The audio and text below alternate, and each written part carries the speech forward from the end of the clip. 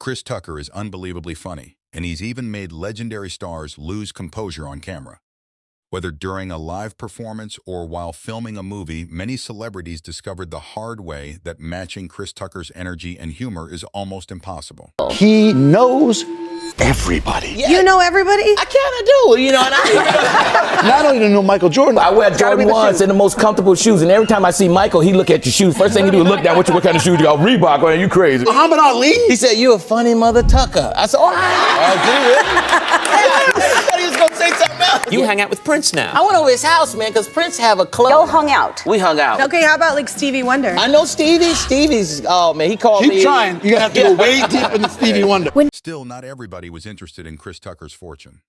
His longtime friend Jackie Chan was dealing with an entirely separate problem. What is your family's reaction to your success? Oh, they all quit their jobs when they found out I was making $20 million a year. They said, we rich, we rich. I was like, no, I'm rich. Even among all the icons Chris Tucker spent time around, the stories involving Michael Jackson were truly on a completely different level. Go in public anywhere with Michael Jackson? You know what? We go to the movies sometimes, but it's hard because Michael got to sneak in the movie right before it starts. So Michael come in there like with a ninja suit on. He's hiding and I'm sitting there, well, where's Michael? And then I turn around, he's like, hey, Chris. I'm like, oh, man, how long you been here? About 5 minutes.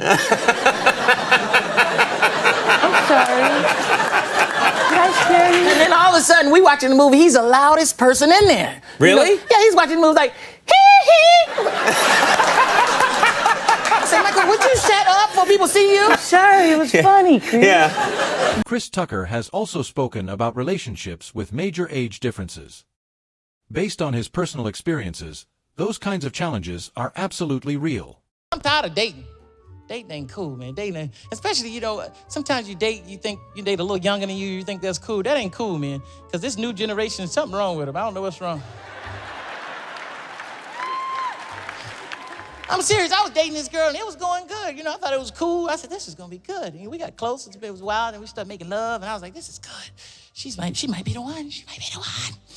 And I opened up my eyes, and she was tweeting. I said, what the hell you doing tweeting? What is wrong with you? She's like, people need to know what you're doing. I said, no, not this, no. I took the phone. I said, what the hell you tweeting? Talking about Chris handling his business. I said, you can tweet this, but that's it. That's all. What the hell is wrong with you? And the legendary Michael Jackson. Sneaking into movie theaters together with Chris wasn't even the craziest thing MJ had ever done alongside him. Michael was just so nice. He would give you anything if you liked something. Like I was just complimenting a flat screen TV he had, and he gave it to me. I was like, Michael, I didn't want the TV. But then the black came out of me. I started liking everything after that. I said, Michael, I like that Rolls Royce. That's a bad Rolls Royce. Not the old one, the new Rolls Royce, right there. He was like, you like it, Chris? I said, yeah, I like it. He said, you sure you like it? I said, yeah, I like it. He said, well, you better go buy one, because I ain't giving you my Rolls. We'd love to see that. We would love to see that, Jack. Jack, we'd like to see that. We'd like to see that. Now, Jackie, we would love to see that. Wouldn't we love to see that? His name is Lee, goddammit. Lee, we would love to see that. We would love to see that. What would Lee? Jackie, kick it. Okay, Chris Tucker. Jackie, kick it. Jackie again? Oh. Chris Tucker has a talent for turning nearly anything into humor. Even something as simple as having a neighbor next door. You ever had a neighbor that borrow your shit and keep it so long you have to borrow it back? But at least Chris Tucker had music neighbors, because when he traveled to China, he discovered that Jackie Chan practically owns the entire block.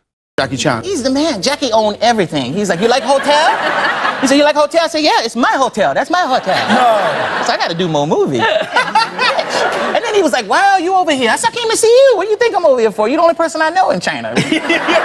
And lastly, here's Kevin Hart recalling a moment with Chris Tucker that caught him completely off guard. He truly wasn't ready for it. And that's exactly why the Rush Hour star is still one of my favorite comedy actors. I got a funny Chris Tucker story. We were buying our first house and we're coming in this neighborhood, and I didn't know that Chris lived in the neighborhood. And this is when Chris was like having the taxes problem, right? So I'm like in the house and Chris comes by and all he says from outside is, pay your taxes, man. I go, what? Well, I'm here, man. I got a house down here too, man. They told me he's coming here. I'm just telling you, pay your taxes. and he left. That's real advice, though. It's great advice. Although Jackie Chan was very generous, much of China at that time still didn't recognize Chris Tucker at all. I was the only black person in Hong Kong. I was looking for black people. I said, where are the black people at? No black people, no. They thought I was Kobe Bryant, man. They didn't know who I was. Really? Kobe Bryant? Like, Kobe, sign my autograph, Kobe. We love you. Where's Shaq? But have you ever wondered what happened when Chris Tucker met Jackie Chan for the very first time? Chris, well, it's fair to say the encounter didn't exactly go very smoothly. We was in a meeting and we was getting ready to do the movie and Jackie didn't say nothing the whole time. He was just like shaking his head. Okay. First time I met Chris Tucker, we tried to make Rush Hour 1, then I sit in the meeting room. Jackie! You keep talking, I just looking. He's so fast. And I put the director aside after the meeting. I said, does he speak English, man? It's no way we can do this movie if he don't speak English, man. Do you understand the words that are coming out of my mouth? That was the whole thing I came up with. Do you understand the words that are coming out of my mouth? Because I was like, the first time I met him, I was like, do he understand English? Does he speak English? Years before comedy icons like Kevin Hart took over Hollywood, Chris Tucker was already making legends laugh effortlessly. Whether at public events or behind the scenes, celebrities quickly learned that keeping a straight face around Chris was almost impossible. We went to a mall. We was out. Michael wanted to go to the record store or something. And let's go. And it was only thing was in the car was a Spider-Man mask. So Michael said, I'll put this on. We'll go in and we get. I said, Michael, you can't do that. Chris Tucker understood early in life that making people laugh was a unique talent he naturally possessed. Because of that, school turned into the ideal place for him to develop and improve his comedy skills. I used to get on teachers' nerves. They used to hate me. They used to get mad. They said, listen, Chris, if you act up again, I'm going to call your mama. I said, if you're going to call my mama, you're going to have to pay the phone bill because the phone been cut off for 2 weeks. She'd be pissed off. Get out of my room. Make me sick. Go to the principal's office. I'd go to the principal's office. I didn't care. Because I was in the principal's office so much, I was cool with the principal. We were tight. He'd be like, what you do this time? Get in here. Get in here. Get in here. Close the door. Close the door. Oh, sit down. What you do this time? What you do this time? Call my mama, pay the phone bill. Man, you crazy. You crazy. You're a fool, Chris. Although Jackie Chan was incredibly kind, much of China still had no idea who Chris Tucker actually was back then. Jackie was so kind and so nice. He would give me a gift every day on the first Rush Hour set. He would send me over a different gift. I said, man, what is this? Part of his culture? He's so nice. Then I realized he's from China. They make everything over there. He was getting it for free anyway. Oh, that's very unfair. He wasn't paying for nothing. Oh, man. He was looking out the window like, look at Chris Tucker. He gonna go broke trying to keep up with me. We make Jordan 1s in Taiwan.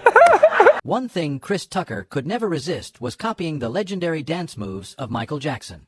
There was just one problem. Because Chris is left-handed, he would often end up kicking with the incorrect foot. And every time that happened, Michael would laugh out loud. Beyond all of that, Chris Tucker is also amazing at impressions, though sometimes they can get you into trouble. I went to Africa one time with Bill Clinton. I started doing impressions of Bill Clinton. He started liking it. He was like, oh, shit, that sounds just like me. He invited me to Africa. He said, Tucker, you want to go to Africa with me? You're black. I'm black. I think you're like it.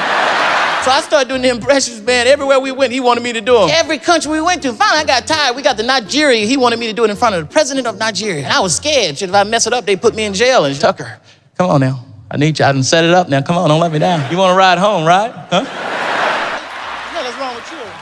Thanks for watching. One habit Chris Tucker could never avoid was imitating Michael Jackson. Michael. You, Michael. He's like, no, he won't. Chris, it'll work. It'll work. We go in the mall, and he was getting away with it until people figured it out, because I was with him, and he was like, Chris, is that Michael Jackson? That Spider-Man mask? No, that's Spider-Man. As a celebrity, surprise for us all, but backstage we have Mr. Chris Tucker, Jackie's co-star.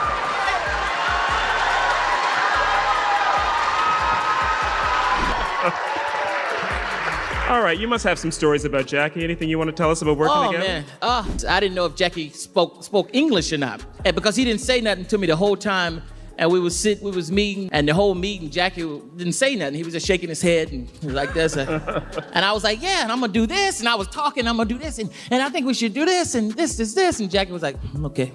So after the meeting, me and the director walked out. I said, it was Brad Ratner, the director. I said, do Jackie speak English, man? How are we going to do this movie? He didn't say one word to me. Do he like me?